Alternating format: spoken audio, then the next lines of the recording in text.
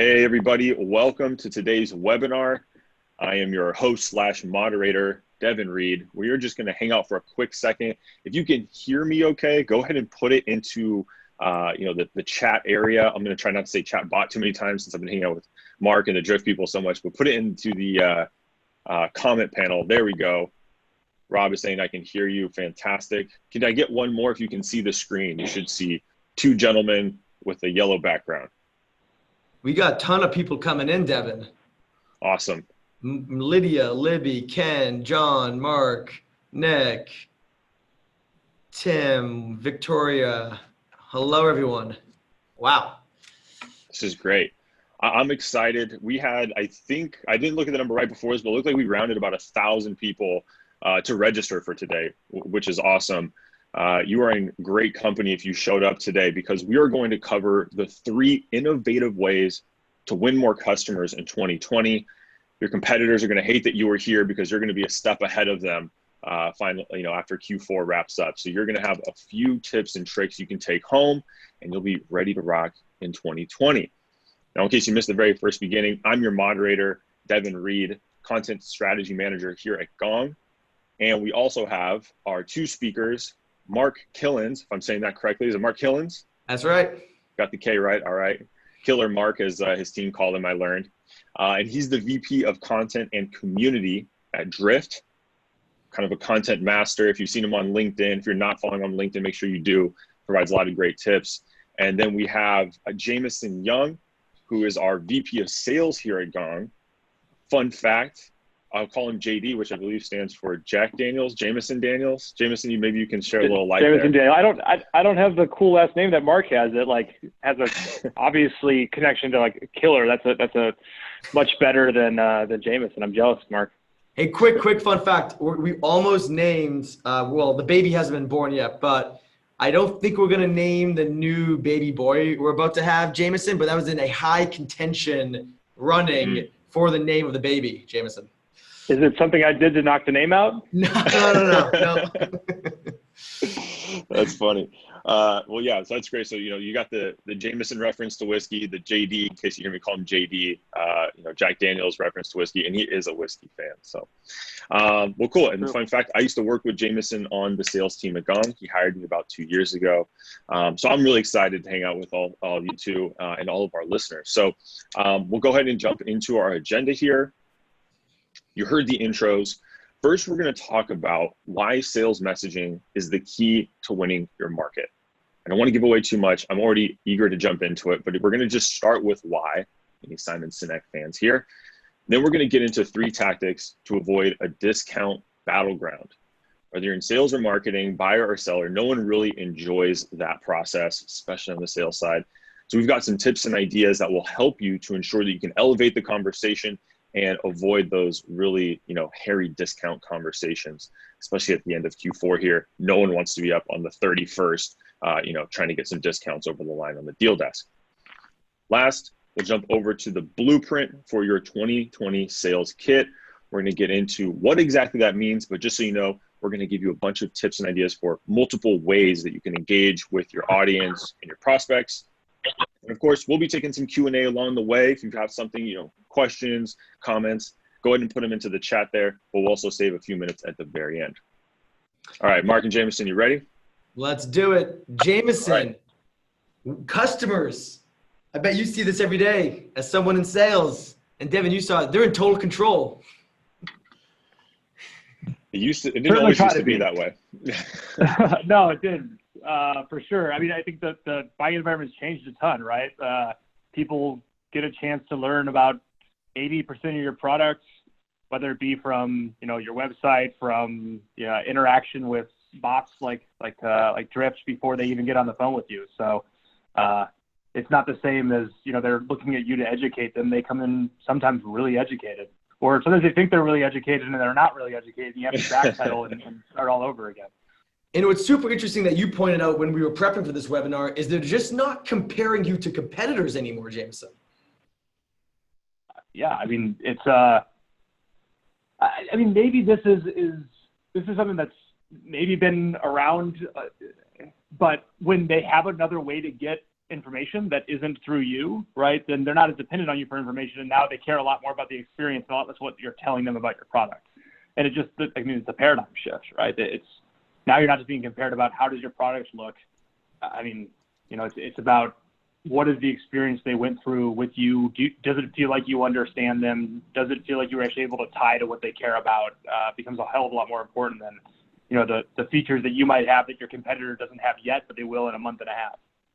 So let's take a look at this using 3 examples, going from B2C on the left all the way to B2B on the right. And the middle one, Devin and Jameson, it's B2B and B2C.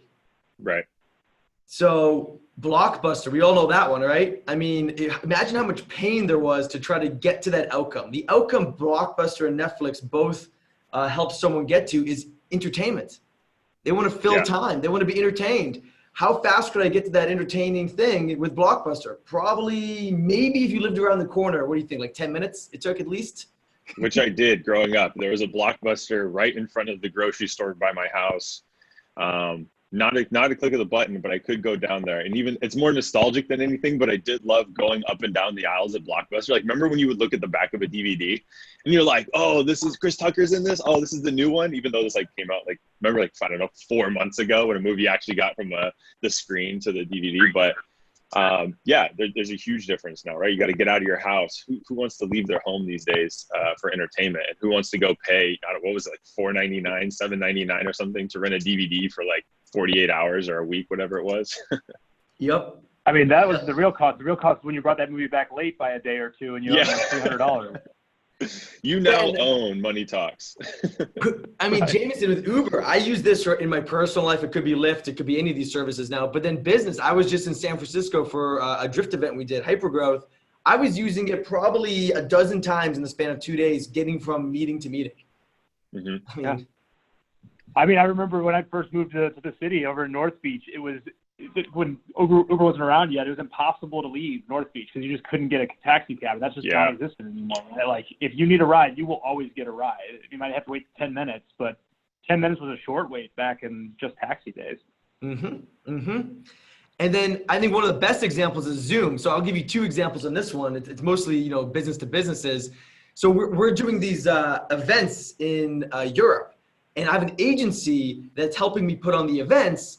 I never went to see that agency face to face. We organized the entire strategy for the events via Zoom. In fact, I have Zoomed, I've dialed in, spoke live at these events via Zoom. You know how much time that has saved me in air travel and money? Yeah. And we sacrificed the experience a bit, but it's taken the friction out, for the most part, out of the entire experience for at least me.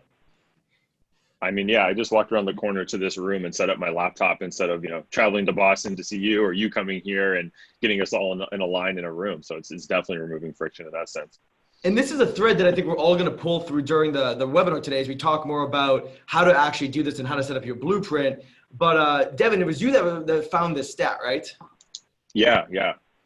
And so I'll read it really quickly, and then I have an example, but it's, you know, 86%, which is, you know, very close to 100. It feels like pretty much everybody at this point of B2B buyers are willing to pay more for a great customer experience. And if you think about that, there's kind of like 3 things that like the buyer seller dynamic used to need. It was like, tell me about your product, right? The experience of buying that product, and information. Could be product information, could be industry information, right? Well, now that you can go on Google, people are putting everything on their website, thought leadership content is just giving things away. Product and information are kind of like table stakes, right? Everyone has that, buyers have that. So now the only thing left on the table is experience.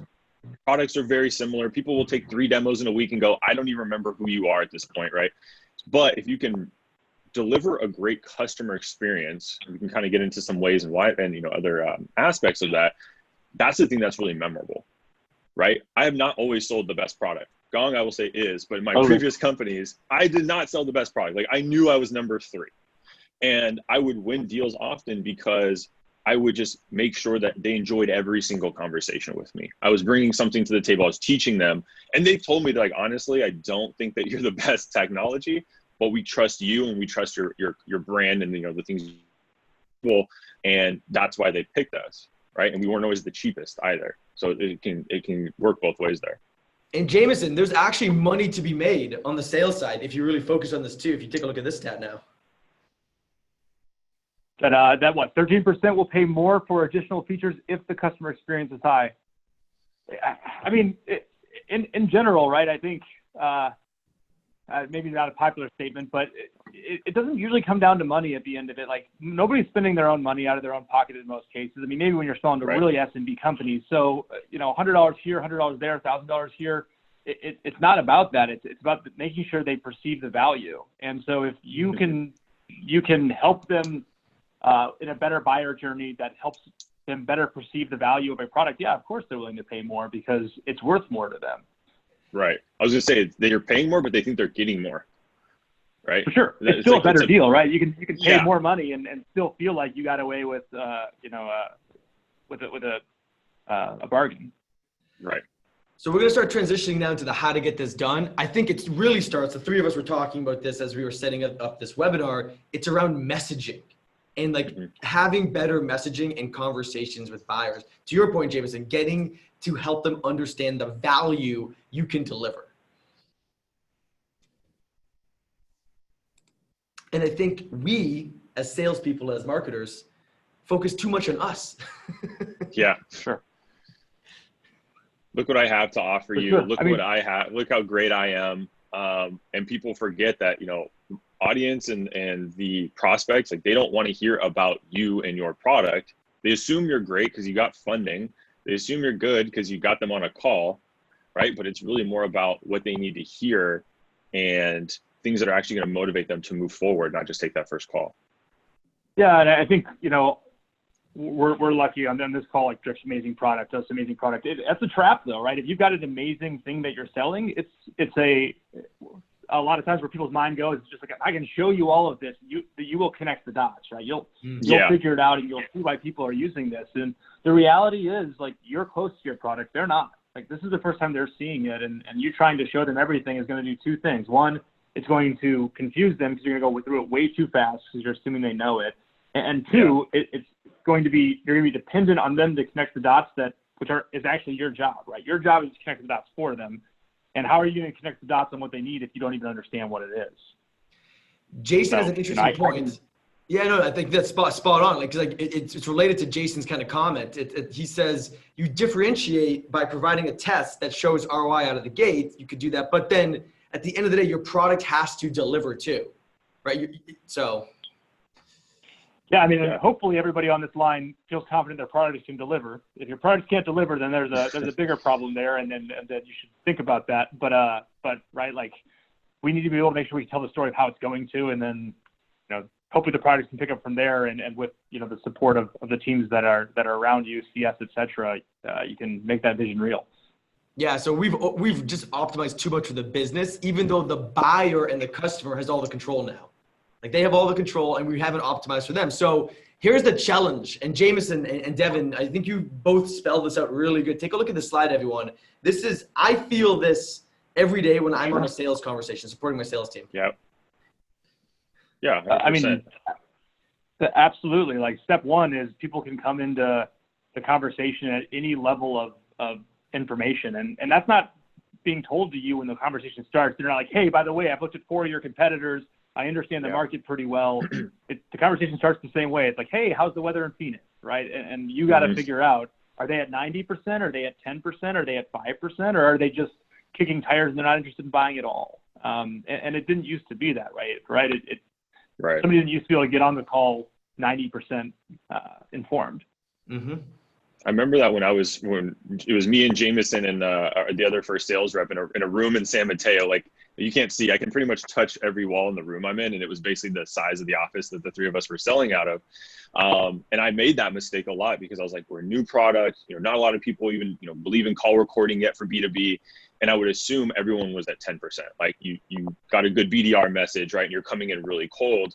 And I remember like one of my top, first 10 calls, someone was like, I was like question 3 or 4 of my discovery track. I thought I was warming into it. And he goes, dude, can you just show me the product? And I was like, well, no, because like I had this discovery thing. Yeah. And it throws you off of your game. And then I realized after the call, it was because he was at 90%. He didn't need me to figure out if there was a pain. He had already accepted there was a pain, right? And so like that's a real challenge for salespeople is if you only have a small amount of time to provide value and you burn 10 or 15 minutes and you haven't gotten to it yet, that's when you get those kind of like rough contention, the bad kind of friction on your call. And it is tough. Like sellers have a tough job. You need to know where they're at really, really quickly and then deliver value very, very quickly. So let's talk about the tactics now. We're basically right on time, everyone. 3 tactics to prevent your deals from going into this discount battlefield. Do we have a poll question here? Is this where the poll is? I think there is a poll question. Let's take a look. Right there. Let's it's coming up, I would say. It's coming up in a little bit, but let's fire it right now. It's actually the overarching thing to this whole section, Devin. So here we go, folks. How would you rate the storytelling ability of yourself? Like, what do you think? Like, Jameson, your storytelling ability, what do you think? Oh, I don't know how many drinks have I had. Yeah. I don't know. I'd say very strong usually, and then some days not as strong. Okay. I would. Jameson stole my line. I was like, if I have about 3 drinks, I'm probably, at least I think, the best storyteller in the room. In general, I would say I'm good. I think there's always room to improve, but I definitely find myself as a storyteller. All right. So what about you, Mark? I don't know. I'm decent. I'm in content, so I hope I'm pretty good.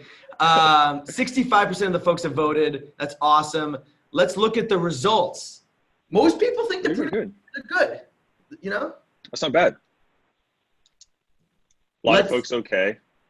Yeah. Let's now see. Let's see as we talk about these 3 tactics if your mind changes. Because I think, your perception and reality can be different, of course. Yes.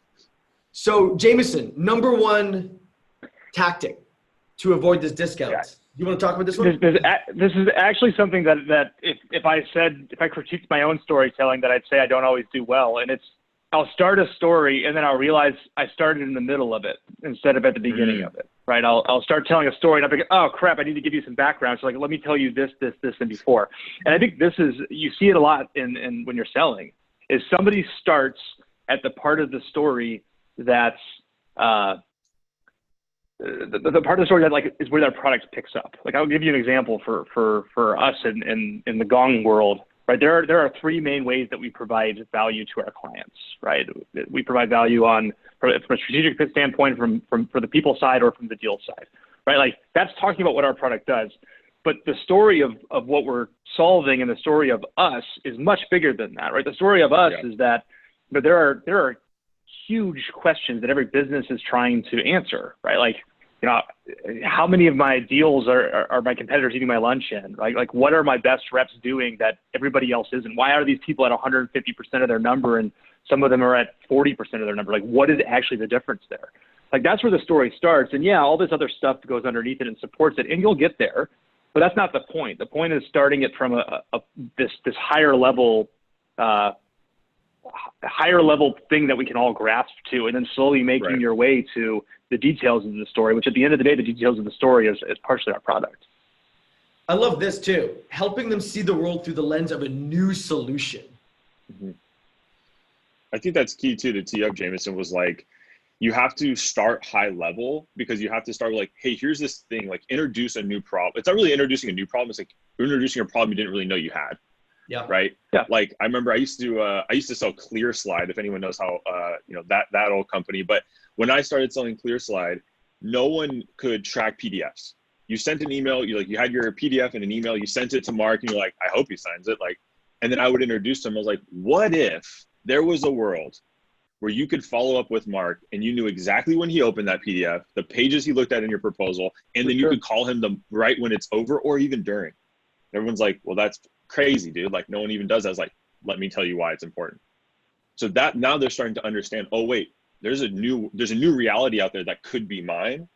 And then going to Jameson's point, then you can start the story of, hey, there's this, the VP of sales named Jameson. He was struggling to get these deals across the line because he had no visibility. Sounds like you, right? Yeah, okay, cool. And then then you can start to take them, like James saying, down the funnel, like, well, this is exactly what it will look like. But until you do that, people like, tracking emails, what? Like, it's tough for them to comprehend. And this is a pro tip alert on this next slide. This is a good one, good folks. Pro tip, looking at your best customers, Jameson. I mean, this is, I think if you're talking to like any product marketer, this is where they spend most of their time, right? It's just like understanding why somebody bought. Actually, it was interesting at the beginning of Gong. One of the first things we realized is that we were using totally different terminology than our customer. I think we were calling it training, they were calling it coaching. It's small, right? Not a big deal, but it is a big deal on the other side of the phone because one they relate to and one they don't, and that's how you learn this stuff. It's spend time with your customers. Start to understand the value, not as the way you say it to them, but the way that once they've ingested the product and started using it and started ideally loving it, right? Like, how do they describe how it's helping them? Because the people you're trying to sell to look a hell of a lot more like them than they look like you. And so that's the language you want. Yeah. Who's a marketer on this call today? Because me as a marketer, I listen to, and I use Gong, love your product. I listen to 3 to 4 Gong recordings a week in one of my commutes, during one of my commutes. And I listen live to probably 2 or 3 customer calls. No exaggeration. You know how many ideas that gives me for messaging, to your point, for content, to things to change? Like, it's crazy, right? So like, I think this is super important, especially when you start to talk about the story you have to create around a solution to get someone to a business outcome. That, yeah, they'll use one of your features to get there, but it's not about a feature because there's too many competitors now. Who cares? Yeah, sure. So, and it's amazing how much you could be talking about the exact same thing, but if you're using the wrong language, it doesn't connect, right? So even if it's just a tweak of a word or two, that can make a massive difference in the way you're communicating with somebody. Yeah, there's examples when we were like testing, like we sell to B2B a lot, but B2C would come around and it was like they have their sellers or agents. Right. And we call people reps because we're in B2B. Everyone's a sales rep. And I remember a couple of times being stopped in the middle, like, hey, Devin, do you know that we have agents, not reps? And you can just feel what it says is like they feel like you're not selling to them anymore, right? It's like, well, I'm clearly not your customer because you're talking about something different than me. Exactly. And even though that difference was by name really only, other than that, it was pretty much the same, very similar. Yeah. It's nuanced. And we're not saying you have to create a category per se. I mean, I know that's what like the 2 of our companies are doing and are expanding, but it's looking at like a feature like call recording or live chat versus the much bigger picture, right? Mm-hmm.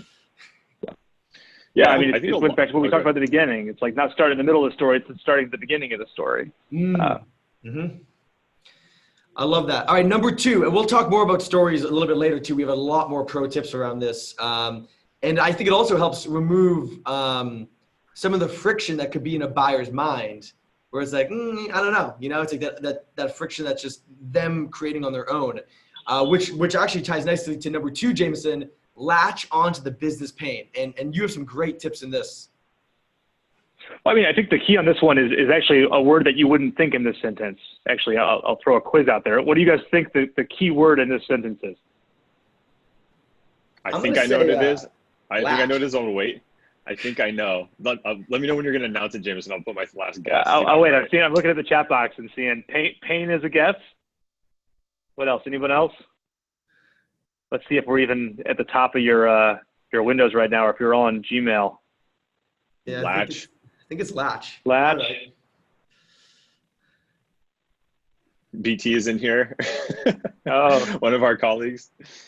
Latch. Talking trash. Latch. I think I know what it is. I won't spoil. JD, what do you think? What's the? Well, you know what it is. What's the key word here? Well, now I want to quiz you. Go. What do you think, Devin?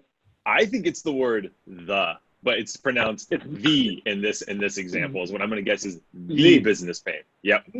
For sure. I totally agree. Italics would have helped our If we had italicized it, everyone probably could have guessed it. For sure. But I think that is it. It's the word the business pain because, pain, right, very important. Business pain, probably even more important. And then the business pain, most important. Because there's lots of ways. I think it's interesting is that you can track somebody down the path of talking to you about pain. It doesn't mean that that's the pain they care about. Right? Like I could talk to you about the amount of time, Devin, that you're spending sending proposals. Like, sure. is that, and I bet I could get you to talk for 15 minutes about how, it's a pain and it's taking you that a lot of process time. sucks. Yeah, and we can have a whole conversation about it for 30 minutes.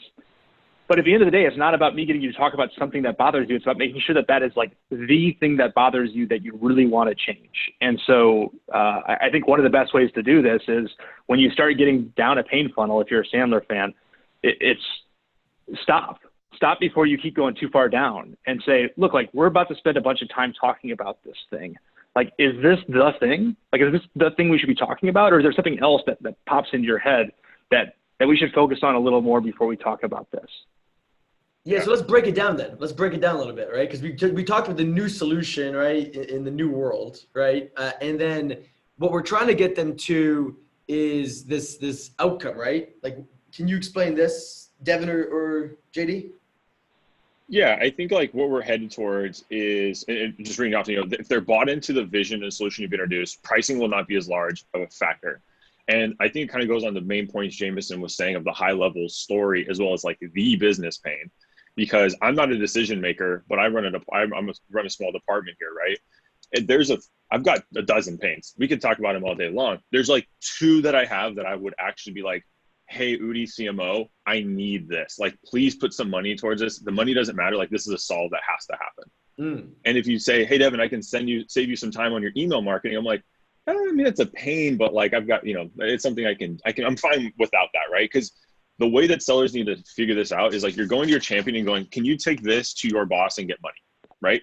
And then they go to their boss and they say, can I get money for this? And they go, do you need it? Why do we need it? And if it's not the first or the second thing on the list, people crumble and they go, actually, you know what? Let me come back to you later with like something else, because this isn't the ask I'm going to make, right? I'm not going to spend my budget. Like, some people have budgets, some people don't have a lot of budget. And so if you can tell this high level story and you can get to the business pain, pricing is just got to pay something for it, right? Something has to be purchased. And if, $5,000, $10,000, if you're like, really believe this is the right solution for the company and you can explain why, you avoid the battleground that happens. And don't do the standard demo then, right, Jameson? Like, you don't want to be like just doing the same pitch. I mean, yeah, like are all your customers the same person? No, then you shouldn't be doing the same demo every single time, right? The point of any, like, if the point was to show the same demo every time, then we should just launch some webinars and we'll talk to 100 people at the same time. That's not the point. And the reason that's not the point, and the reason you talk to people one-on-one, is your whole goal is to find out the couple things that will move the needle and make sure you spend enough time to nail in that everybody agrees that this feels like it could. And if you're not doing that, then you either have you have to have a very small product. Like at the beginning of Gong, we were showing almost the whole product because that was it. But as the product gets bigger and bigger and bigger, this gets more and more and more important. It's a pro tip too, and I've coached the new folks on that. Is like, people ask how their demo went, and a lot of new hires, like especially like in the last like about a year ago, starting forward, you're like, great, dude, I showed them beat, I showed them this, I showed them that, and everything is cool. And I was like, okay, cool. Pick one thing that they cared about the most. What do you think it is? And they're like I said, I showed this and I showed that. And I was like, no. See, that's the problem. The best demos that I've had in my best deals were like 9-minute demos. And we have like Gong Labs data on that. But what happens is you go, hey, we've talked about your number one problem on the discovery call. Now you're on the demo. Let's agree that's correct still, right? Awesome. All you do is show that. And in 9 minutes, you can be like, oh shit, this is exactly going to solve my number one problem. Guess what? You'll get on another call later with other people and other times. You can show number 2, expand on number 3, but the key is latching on the business pain on a short, concise demo. And that's when people are like, okay, this is digestible. I can go to my boss, like, this is why you should be on the next call. Sure. And then I think the other thing that's interesting, because we use this all the time at Drift, here's another pro tip, is you tell that story, you connect it to the business pain, right? And you get way more specific. But then you also open their eyes up to say, what if you did nothing? Now knowing these things, what is the cost of doing nothing? Yeah. Status quo. I mean, I imagine in the world of Drift, that's a big question, right? Like what if you do nothing? Like what keeps happening? I mean, if you think about like the way that you guys are bringing customers in to cycles and building pipeline and all of those things, like I got to imagine this is a massive question for you guys.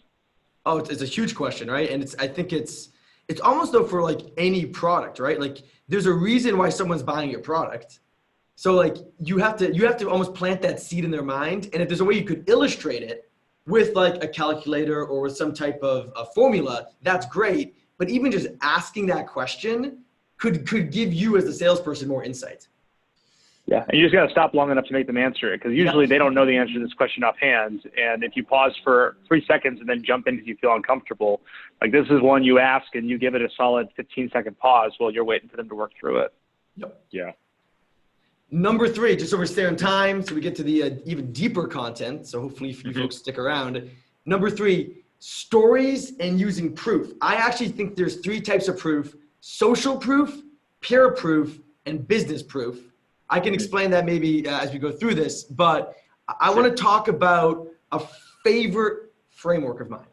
I love this framework, and I think everyone in sales can use it. So it starts with the customer story, and it could be either to the specific customer you're trying to close, or it could be a customer, a business like theirs, or someone at that business who is just like them. And then you get a little bit deeper and you say, here's an example of how that customer like you achieved this thing, right? The business pain, overcame the business pain. And then here are some pro tips, some educational nuggets that I can give you to build more trust and credibility with you, to help you understand why we are the product, the solution for you. So I think this is a really simple framework to use. Yep, absolutely. And Devin, you were describing it as describing their problem better than they can describe it themselves. Can you unpack this a little bit too? Yeah. We'll cover in the next few slides in terms of what exactly I mean, or like the how. But basically, if you can, I'll give you a sneaker example in a second, because I love my sneaker examples. But if you can tell them, you can describe their problem better than they can describe it themselves, they will automatically assume you have the best solution. Okay. And so I have a really quick sneaker example. I can't help myself. I'm a big shoe guy. And so I go into Foot Locker at the mall, and I am your B2B client. I know everything about everything. I've looked at it. I'm on the blogs. I get emailed there. I'm everywhere. And so when I can go in and the guy's like, hey, how you doing? I'm like, I'm good. He's like, what brings you in today? Oh, I'm just looking, right? The worst thing ever. But I don't have budget, right? Whatever it is in B2B. And he's like, oh, okay, cool. He's like, well, you know, anything specific? I'm like, I play basketball, so I'm looking for basketball shoes. And basically what he started to do was unpack the reason why I need a specific type of shoe. And I had a bad ankle. I had an injury. And so he's like, oh, so it sounds like you need a high top that's also light, because that's what other people have done that have ankle injuries. And I was like, oh, you're not just trying to push the new Kobe's on me or the Steph Curry shoe. He got me to a point. Yeah, exactly. He got me to a point where I had self-discovered, like, oh, that's exactly correct. Like, the problem. You kind of explained it better than I did, even though I had the dots, but I hadn't connected them. And now I trust you, because then you shared, quick social proof. He said something like, oh, like the last 2 guys that came in, which I was like, yeah, I doubt that's actually true. But, the last 2 guys that came in also had the same problem. And so what it starts to do is get you from point A to point B. Self-discovery happens in point A, but most customer stories start at point B. And so by that, it's like, point B is like, oh yeah, if you're selling software, if you're starting at the last point, it's like, oh yeah, we've helped shorten ramp time 20% for VPs of sales, Jameson. That's why you should buy. Jim's like, cool, that's like a stat. Everyone has a stat, whatever. It's an outcome. For sure. But if I was like, hey, you know what? I'm working with VPs of sales. They're hiring like crazy. They have no time to even eat lunch or, walk their dog. And they're spending tons of time on training. Well, what they noticed was that, people aren't ramping on time. They're struggling with that, and they're wasting their time and resources. Implement Gong, tell them how. That's how you got to point B, which is all my reps are ramping on time. Now Jameson sees himself, and I'm just using it as an example, he sees himself in that point A of like, oh, that's me. I'm interviewing like crazy. My time is really low, and I have these really high like ramp rates that I need to hit. So he sees himself in that story, then he can see himself in the solution. Then he goes, you know what, point B, that's me. Peer proof. I love that. And then how much did you spend on those shoes, Devin? What's that? Those shoes? Well, see, the price doesn't matter at that point. Price doesn't matter. That's right. Yeah. DM me if you want to know how much they were. They were more than my wife wanted me to spend, but the sales guy. I was going to say, for sure. This is Yeah, go ahead. No. I'm saying this really illustrates probably all of the ways to think of the commonalities of someone else to that person you're talking to go from point A to point B. Yeah, and I think the other thing too is making sure that you're telling stories of people in common, right? So the shoe example was someone had hurt their ankle, someone that plays basketball, male, and maybe one other thing, right? And so then the thing goes from people that wear shoes to guys that play basketball with ankle injuries, and then social proof. So now I'm like, oh, I view myself as those things. So when you're selling, these are the things that you should touch on. The easiest ones are on the left and the right-hand side. Industry and geography. LinkedIn tells you this. The first thing, if you type into their page, tells you where they are, tells you their industry, right? The middle one is the problem. Yeah, go ahead, JD. I was going to say, I mean, honestly, Mark, this is what I thought when you put that slide up about customer story, blah, blah, blah. But first thing I thought was it better be the right customer story. Because if you start out with a customer story and it's like, hey, this company that looks nothing like you did this thing, it's the same thing as that agent rep example where all of a sudden you're talking. Now that story, all it did was prove that you don't sell to them. You sell to somebody else. Yeah. And if you want to jump to the next slide, Mark, I think there's an example here. Maybe it was the one. Yeah, here's the one I wanted to focus on. So this happened last week, and Mark, you guys probably get way more prospecting emails than I do as VP titles. I'm just manager, so I get a few. But someone was like, "Hey, Devin, let me know at the bottom of the email. Let me know if you want to learn how we help content marketers at Salesforce, at Oracle, and SAP." I work at Gong. We're a 200-person startup. I am nothing like Salesforce and SAP and Oracle. And so that's what a lot of people do when they're trying to do your social proof, when you're starting with customer stories, is they go, look at these really dope enterprise clients that we have. Isn't that great? And I was like, no, because what you're actually doing is alienating me because I'm not like those people, right? I have very different challenges. And so what poor sellers would do is you look at your website and you grab your biggest enterprise clients and you go, 1, 2, 3, aren't you impressed? But it doesn't work. And then did you mean to keep Oracle? Did you mean to keep Oracle on this slide, or was it just a mistake by accident? No, it should be. It should be. And so for the next one would be like how an average seller would do it is maybe you're selling to marketing in this example, right? We'll run with me and Mark here. And so, hey, Devin, we sell to Marketo, Oracle, and Instapage. So you're getting a little closer because Marketo and Instapage, right? But Instapage is small and Marketo is large, and Oracle is just, again, kind of big, right? What you think you're building trust here. And so if you jump to the next page, I think we'll say what a great salesperson will do. We'll see if I have my slide in order. I think it's actually back. It's actually going back to the first one of the back two for me, actually. Sorry, we got a little out of order. That's right. This one right here. Yeah. So that's where you need to build that tribe, right? The geography, the process, the pain, as much of those as you can. And don't just rattle off 1 or 2, get 6. If you can tell Jameson, hey, I work with 6 other VPs of sales who are selling to the same audience or in the relatively same location. Mark, same thing with you. Then you're like, oh, you have my ear now. Because now I'm feeling like I might be the one left out. I might be late to the party. There's a tribe going on, and I think I should be a part of it. That's what I hate about that NASCAR slide that people usually throw up, right? They put this big slide up that's got like 75 customers on it. You can't read any of the logos, and they put a couple of them a little bit bigger, and it's like, great, you listed 75 companies on a slide. That's phenomenal. You've done a great job. But like, it doesn't. Whereas when I was at EchoSign, we were competitor to DocuSign, ended up getting bought by Adobe, and DocuSign had a bigger product than we did. But one of the things we did really well is we would put a slide up in the very beginning of that with 5 to 7 logos on it that I chose just for that customer. And as soon as you get on and you flash those 5 logos, I didn't even have to talk about it. It could be sitting there in the background while I'm talking to them. It's going to be awkward if you bring up to somebody, hey, I work with 3 of your competitors.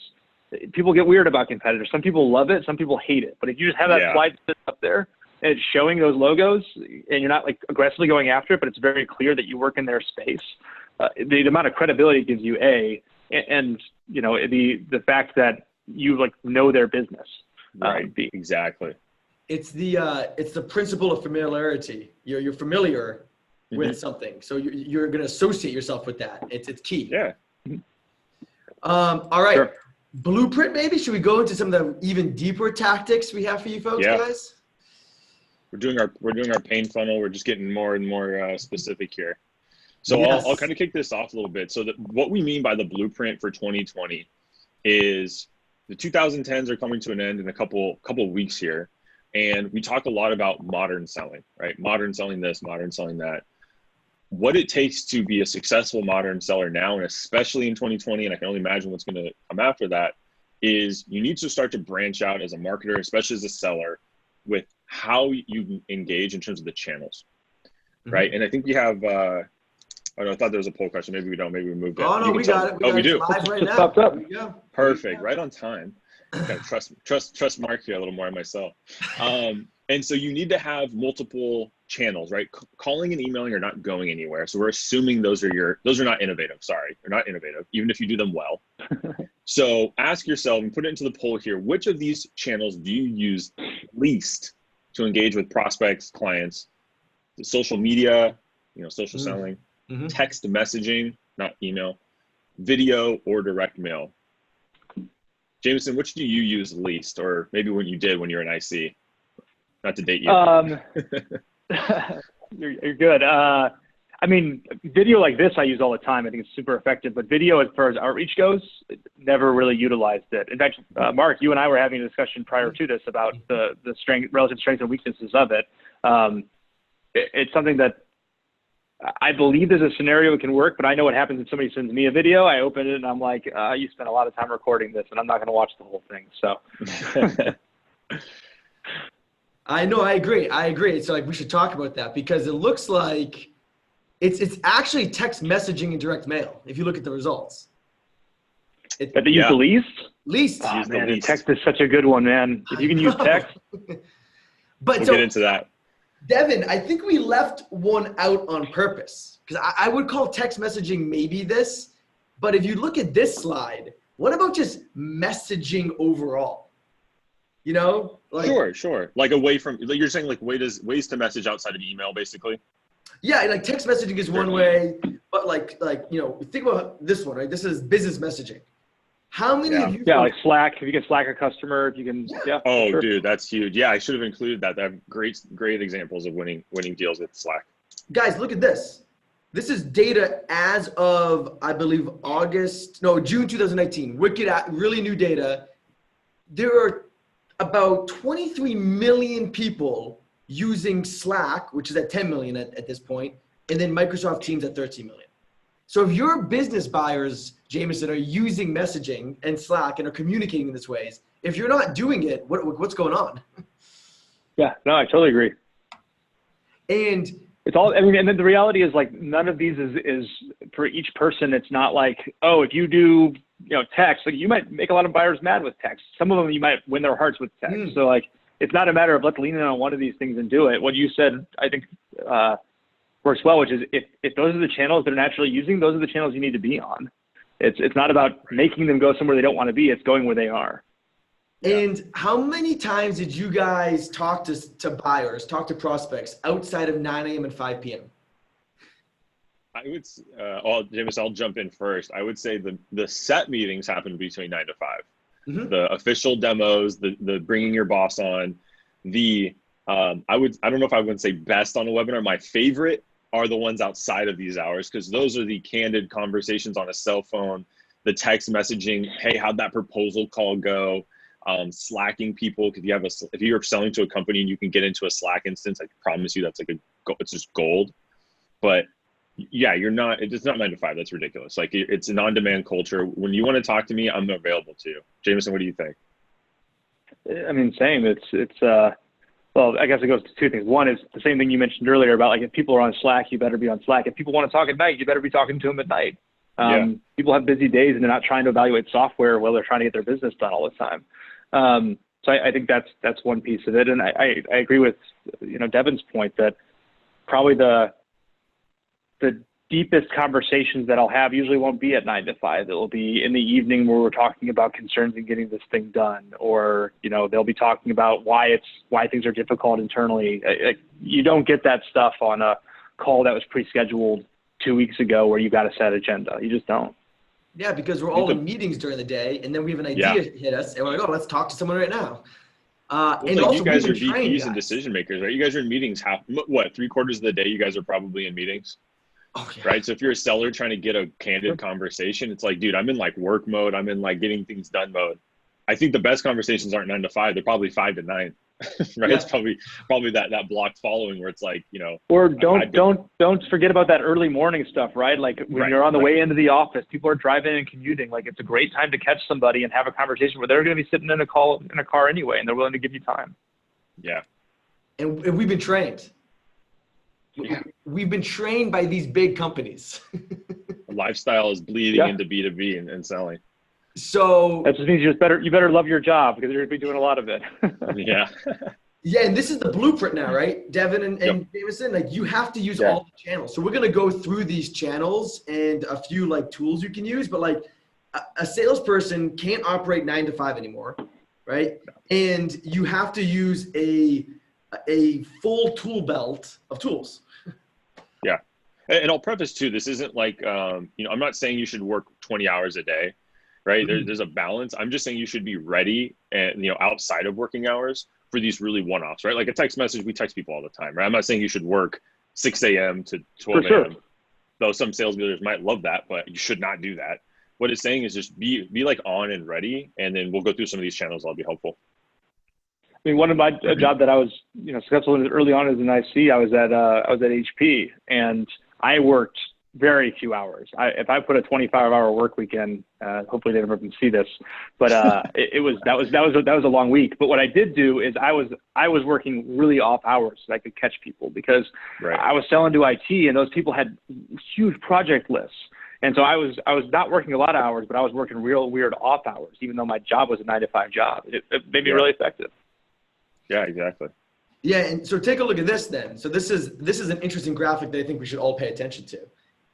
Imagine marketing doesn't give you as a salesperson the opportunity to talk to these people when they express this high intent and interest on you as a business, right? This is maybe a little bit, so we're talking maybe pre first meeting, but even say like, it's like they're coming up to the second meeting and you still don't have that deep enough relationship with that prospect that you're talking to them via text, right? They have your phone number.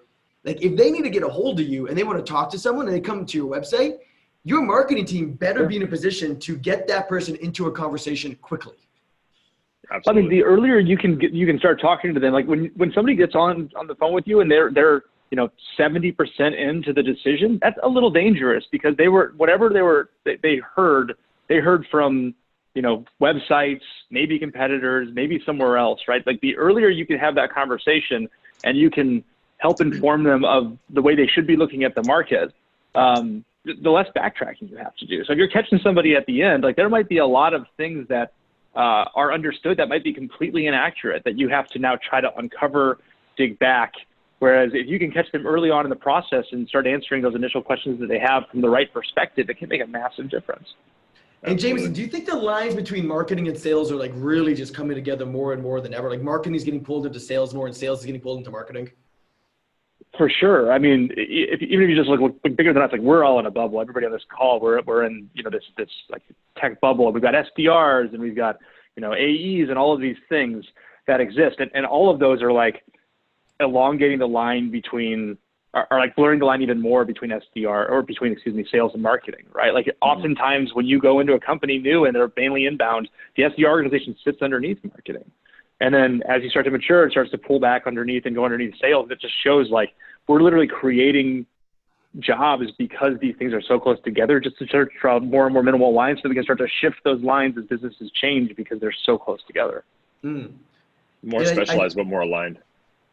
Yeah, no, I agree. And I think it's actually marketing's responsibility now to help sales start conversations. Like that's what they should be goals.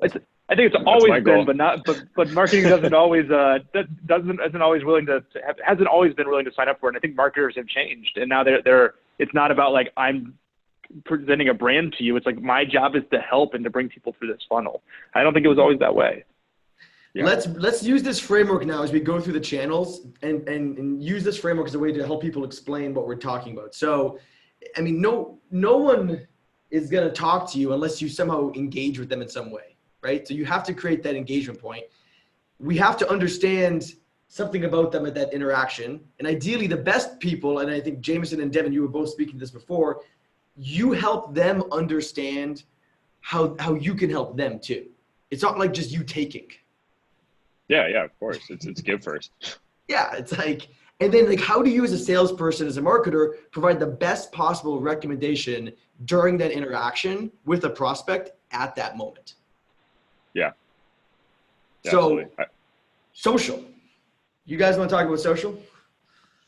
I'll talk about social. I'm probably, between me and Jameson, I'd argue I'm probably the one on social media a little bit more. A whole lot more. I think there's two ways to view this. So for those who maybe don't know, I didn't do a great job explaining what I do. I'm a salesperson who's now in marketing. So I have kind of I'm somewhere between Mark and Jameson. I'm probably if there's such a thing as a bridge between marketing and sales alignment, it's probably, I think probably that's part good, of it. Yeah. And so social is two things. So if I'm on the seller side, I'm thinking I can use social media to, like LinkedIn, to message and to deliver that great message, right?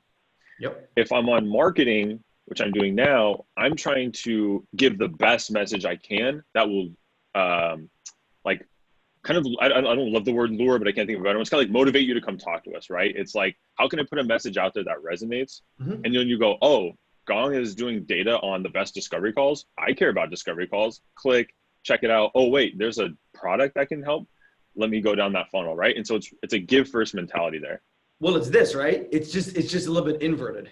Like, right, like marketing's gonna try to get someone's attention through a more mass like way of doing it. Maybe. It's one to many. So it's mass by default a lot of times. But I think also like you as a salesperson have, if you're really smart, have customers that you sold to that you are now connected to on LinkedIn, Mm-hmm. that if you can engage with them as something you post, and then you can, don't do this all the time, but tag your prospects somehow into that conversation. Yeah. There you go. I think it's the key is like making sure it's the right recommendation, right? Like if I was talking to a prospect and he's like, all I care about is onboarding, I'm not going to tag you in a negotiation article. I mean, it could still be relevant, but not as relevant to that previous conversation. Yep. And like, I just threw these two GIFs. You folks will get these slides. So you can look at the GIFs more slowly, but Stacy's a BDR. Look at how much activity. This was just for like the last couple of weeks of she's doing on social media with her prospects. And then here's Nick. He is a account executive. He's actually our first account executive at Drift to reach 100% quota. He did that at the end of Q3. I mean, he is just all over it, commenting, posting. Yeah. So that's one channel. Email, guys. Email. We have a ton of pro tips. I think these pro tips too, guys, for email relate to social. I mean, what do you guys think? Like, look at all these pro tips. Yeah, I'll tee Jameson up for one that he taught me in a second, but mine is like, dude, no one wants the corporate version of you. No one wants this like buttoned up thing. Like I even feel almost like putting a collared shirt on is phony because I just love wearing like hoodies and basketball shorts on the weekend. So this is like as corporate as I get, but no one wants the like, you know, at your earliest convenience, would you mind connecting me to the senior? Like, dude, come on, like write the way that you talk because it's approachable. And if you're the cool rep, the cool marketer, and people go, oh, this person sounds like me, or at least someone I'd want to hang out with, they're going to respond to you and they're going to want to hang out with you. Jameson, the one I was going to tee you up for was when you were teaching me, we have pilots in our sales process. We let people trial our product. And I was struggling to get this decision maker on a call. And Jameson read one of my emails and he was like, looked at it, he's like, if you were this senior leader, would you respond to this? I was like, yeah, of course, dude. I wrote it. Like, of course I would respond to it. And he was like, what? And then James, you can kind of expand. He was like, what would they get out of this?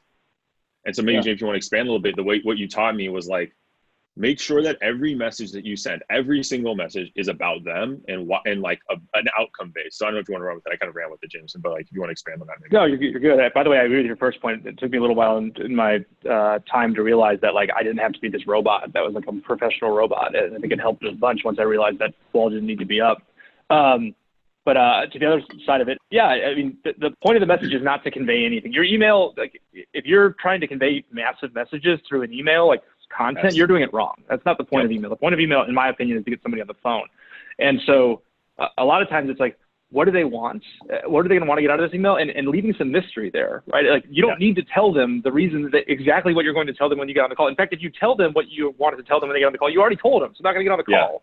So like I have something that, you know, I've got some interesting perspective from blank, and I'd love to share it with you. Right? That kind of stuff. So it's like, oh, I'm intrigued. Now I'm interested in talking to you, and I see what I'm going to get out of it, some interesting perspective, versus it being like, hey, I've got usage data that I want to show you. Right? I don't care about that. Why don't you send it to me?